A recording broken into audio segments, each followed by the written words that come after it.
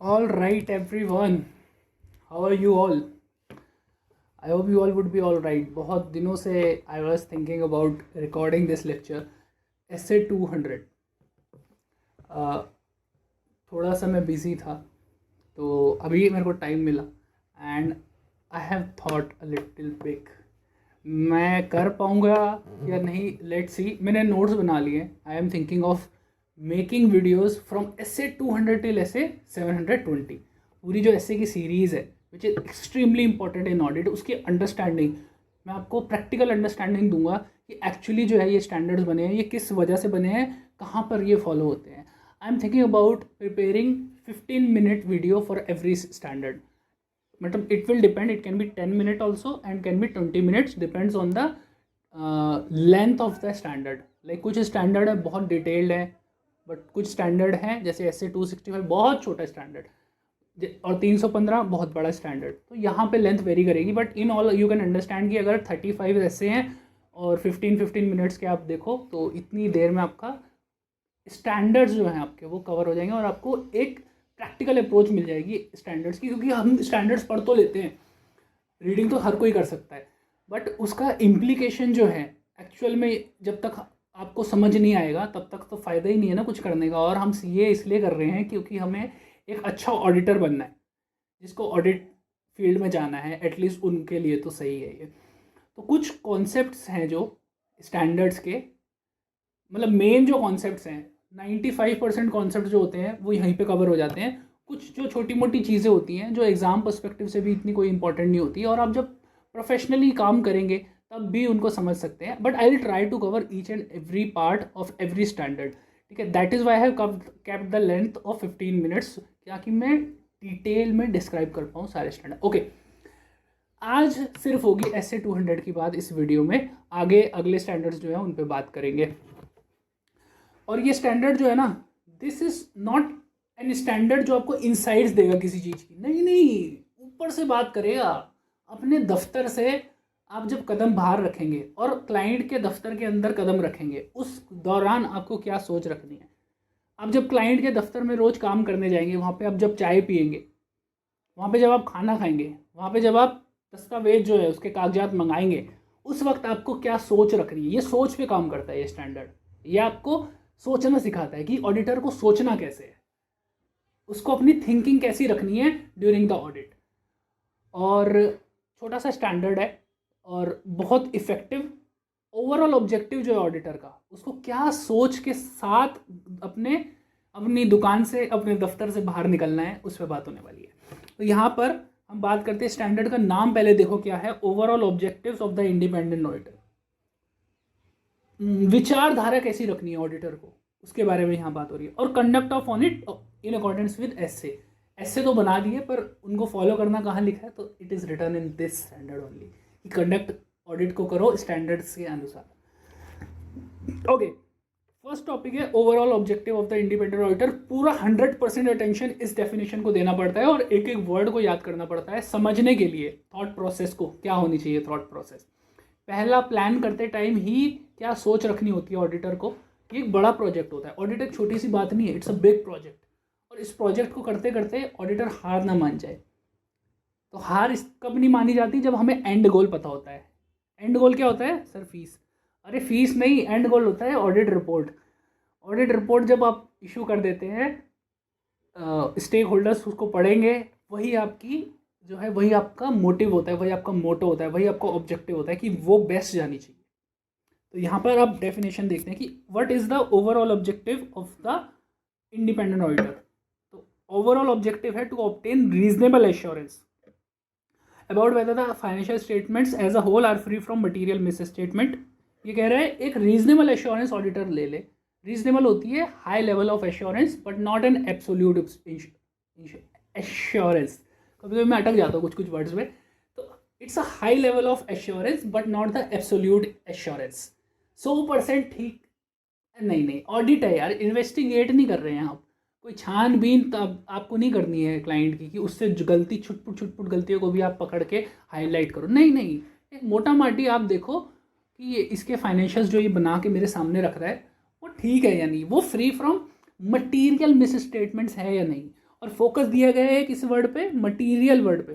Can you see, material miss statement.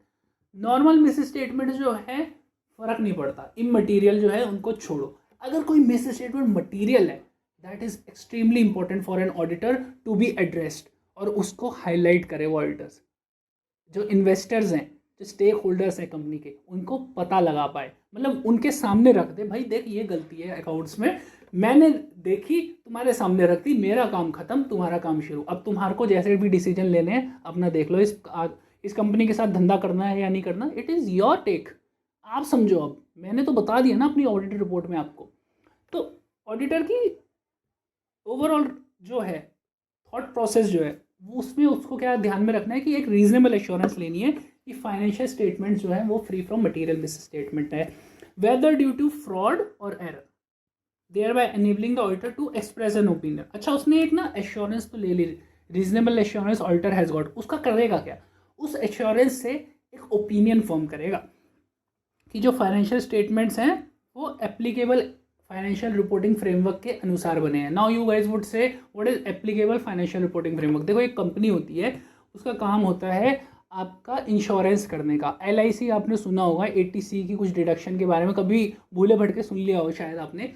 तो एक company है लाइफ इंश्योरेंस कॉरपोरेशन, ठीक है, उसका फाइनेंशियल रिपोर्टिंग फ्रेमवर्क जो है वो IRDA एक्ट है, इंश्योरेंस रेगुलेटरी डेवलपमेंट अथॉरिटी का एक्ट जो है।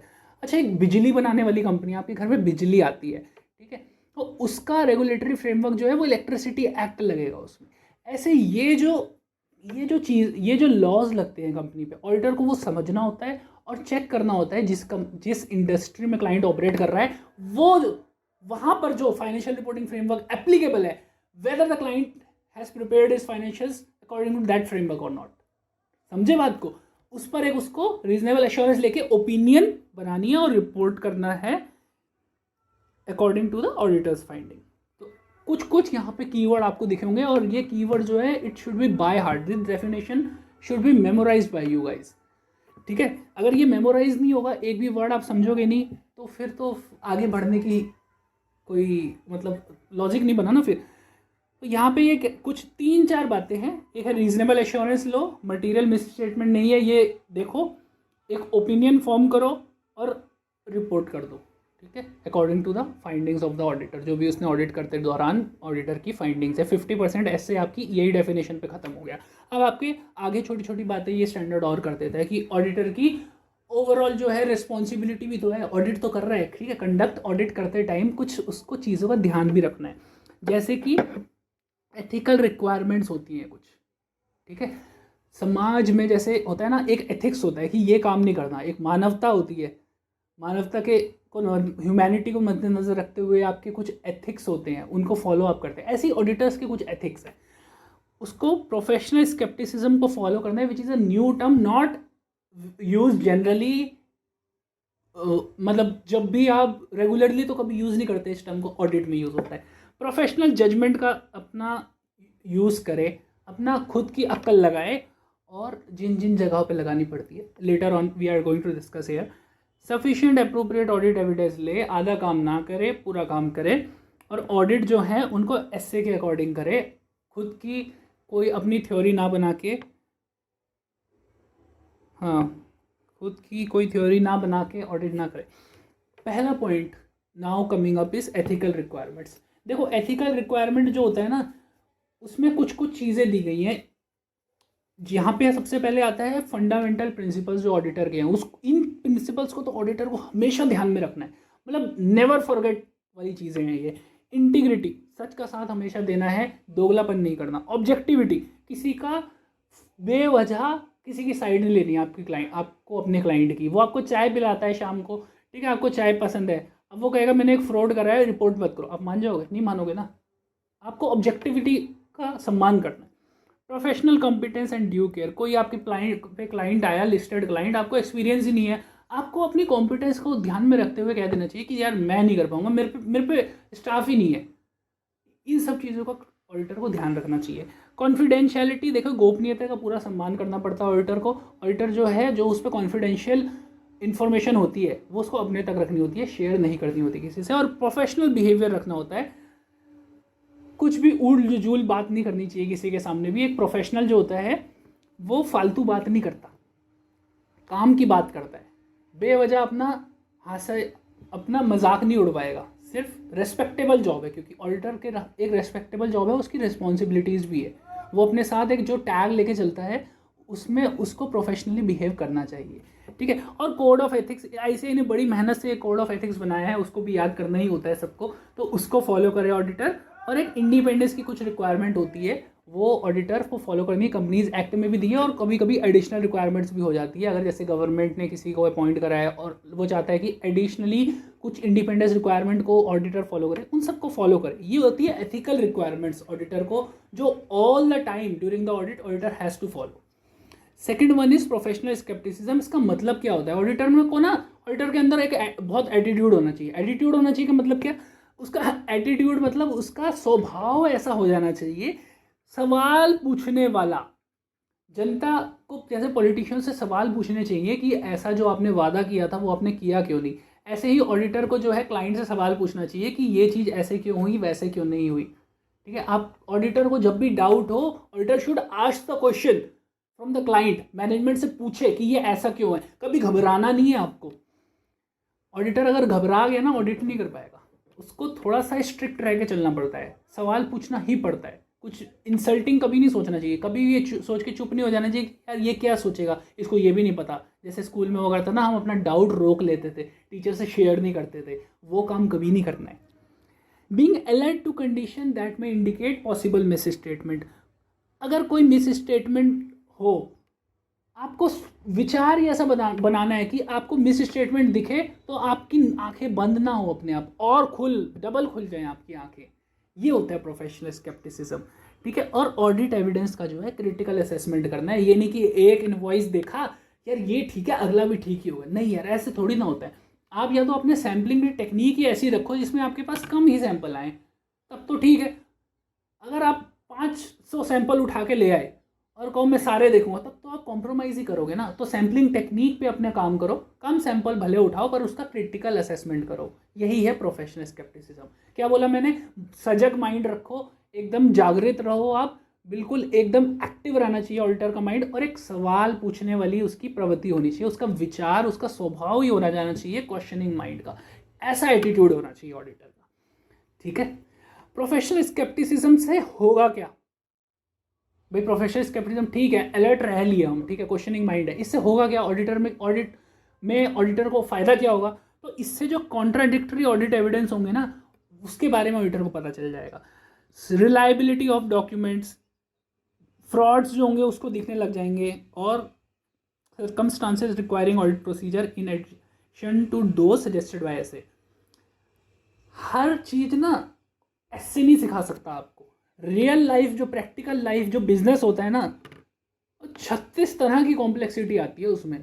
तो ऑडिटर को हर चीज़ तो स्टैंडर्ड सिखा नहीं सकता ना, तो ऑडिटर को अपनी अक्ल लगानी पड़ती है, खुद से सोचना पड़ता है कि इस चीज़ की कोई गलती नहीं है या है, ये कैसे ढूंढा जाएगा। On the spot, on the ground उसको समझना पड़ेगा कि इसको कैसे चेक किया जा सकता है। जैसे मैं आपको एक एग्जांपल देता हूँ। मैं जब इंटर्नशिप कर रहा था, ये articleship, I was very new. तो मेरा जो प्रिंसिपल था उसने, हम एक ऑडिट कर रहे थे, उसमें क्लाइंट ने लोन डिसबर्स किया हुआ था, उसका काम ही लोन डिसबर्स करने वाला था। जिसको दिया हुआ था, हमारे प्रिंसिपल साहब जो है बड़े ही प्रोएक्टिव बंदे थे, उनको डाउट हुआ कि ये लोन जो है ये वापस नहीं आएगा। आई डोंट नो उन्होंने क्या सिक्स सेंस लगाया, बट उनको ये डाउट हो गया और उन्होंने उसको राइट ऑफ नहीं कर रखा था। क्लाइंट ने कहा था ठीक है ठीक है ठीक है। तो आई फील कि उन्होंने ऑब्वियसली परमिशन ली होगी क्लाइंट से। नेक्स्ट डे हमने विजिट किया था एक्चुअली उस क्लाइंट के फैक्ट्री प्रीमाइसेस पे। वहाँ पे ताला लगा हुआ था, शेड पड़ी हुई थी और काम कुछ नहीं हो रहा था वहाँ पे। तो धंधा ठप है, मतलब लोन से पैसा नहीं निकलवा पाओगे आप, इंटरेस्ट प्रिंसिपल कुछ भी नहीं निकलवा पाओगे। उस लोन को राइट ऑफ करवाया था। तो यहाँ पे आप ऐसे के सोचते रहोगे तो बात नहीं बनने वाली थी। वहाँ पे उसने अपना दिमाग लगाया बंदे ने, और वहाँ पे उस एक्सटेंडेड प्रोसीजर्स को यूज़ करते हुए एक जो है गड़बड़ थी उसको ठीक कराया। तो ये जो है ऑडिटर को जागृत रहना पड़ेगा। ओके अलर्टनेस, मैंने ये बता दिया आपको अलर्टनेस कहाँ रिक्वायर्ड होती है। मैं रिड्यूसेस द रिस्क ऑफ बता रहा था। Am sorry. तो इससे रिस्क किस चीज़ का रिड्यूस होगा? एक्चुअली थोड़ा सा कंफ्यूजिंग भी होता है कि दो क्वेश्चन बन रहे हैं देखो इसमें। एक तो बन रहा है प्रोफेशनल स्केप्टिसिज्म से होगा क्या, और अलर्टनेस कहाँ पे रिक्वायर्ड होती है, तो मैं भी थोड़ा कंफ्यूज कर गया उसमें। तो ओवर जनरलाइजेशन वही बात हो गई, एक ठीक है अगला भी ठीक होगा, वो नहीं होगा यहाँ पे। इनअप्रोप्रिएट एजम्पशन नहीं लेगा ऑडिटर, अगर सजग रहेगा, अगर पहले ही उसको पता चल रहा है कि यार गड़बड़ गड़बड़ थोड़ी लग रही है, कंट्रोल ठीक नहीं है, तो वो अपने ऑडिट प्रोसीजर उसके अकॉर्डिंग डिज़ाइन करेगा। समझे आप? तो यहाँ पर आपका प्रोफेशनल स्केप्टिसिज्म जो है खत्म होता है। शॉर्ट में बताऊँ तो ऐसा एटीट्यूड रखो जिसमें क्वेश्चनिंग माइंड हो, क्रिटिकल असेसमेंट होना चाहिए ऑडिट एविडेंस का। इससे ऑडिटर को बहुत हेल्प मिलती है, कॉन्ट्राडिक्टरी ऑडिट एविडेंस जो है वहाँ पे अलर्टनेस दिखाए, और इससे क्या होता है रिस्क भी कम हो जाता है हमारा कि हम ओवर जनरलाइजेशन नहीं करेंगे, अनयूजुअल सर्कमस्टांसेस को, वही अपना डाउट दबाने लेने वाली बात है। कोई हल्का सा डाउट आया उसको दबाएगा नहीं ऑडिटर, फिर पूछेगा सवाल। ठीक है। Third one is professional judgement.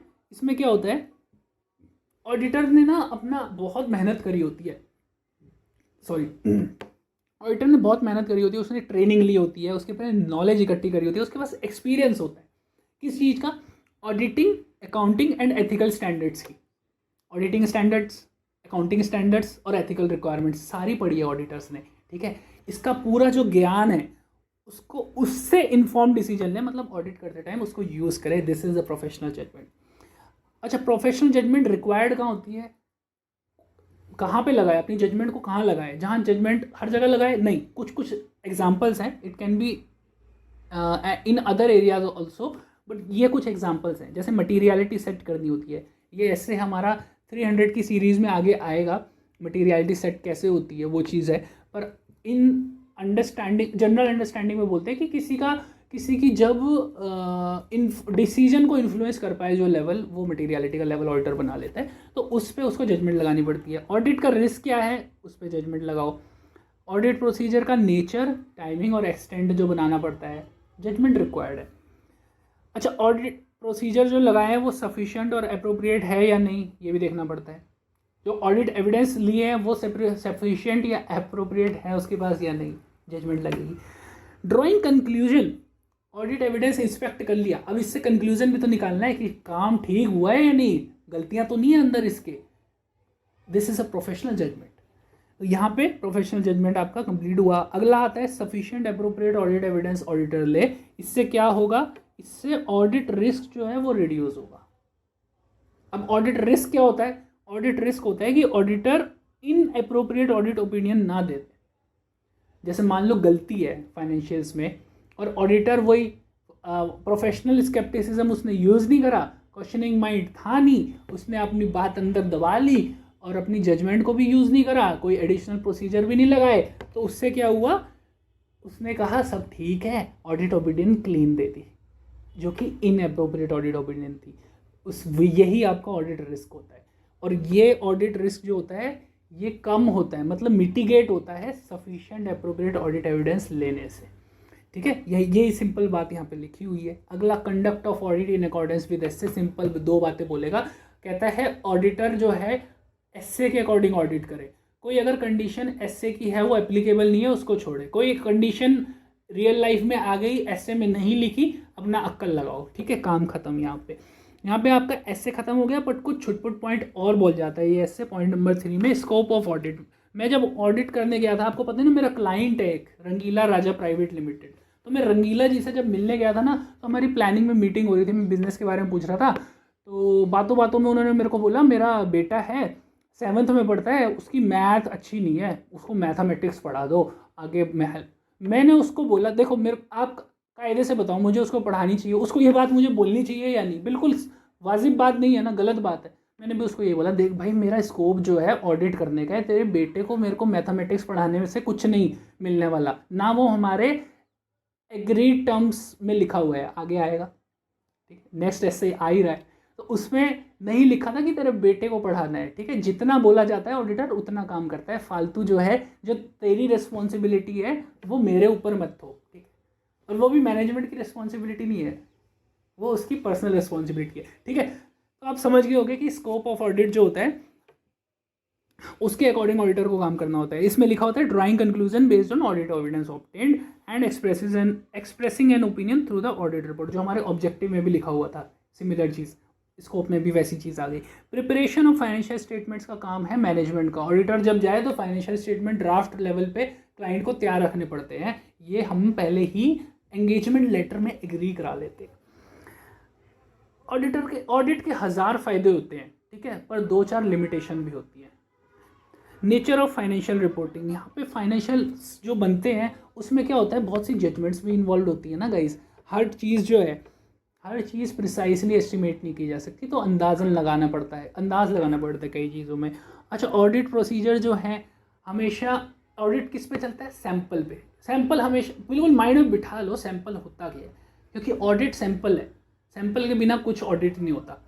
Sample के बिना ऑडिट कभी आप प्रॉफिटेबल कर ही नहीं पाओगे अगर सैम्पलिंग को नहीं समझोगे ठीक से। तो सैम्पलिंग से ऑडिट चलता है। गड़बड़ होने का चांस तब भी है ना कि सैंपल ऐसा छूट गया जहाँ मिस्टेक थी, चांसेस तो है। और balance between benefit and cost, आपको 3 लाख रुपए क्लाइंट देगा, बोलेगा कि 25 लाख का काम कर दे, मेरे को ये भी इंस्पेक्ट कर दे, वो भी इंस्पेक्ट कर दे, तो ऑडिटर क्या करता है, उसको रेस्ट्रिक्ट होना पड़ता है।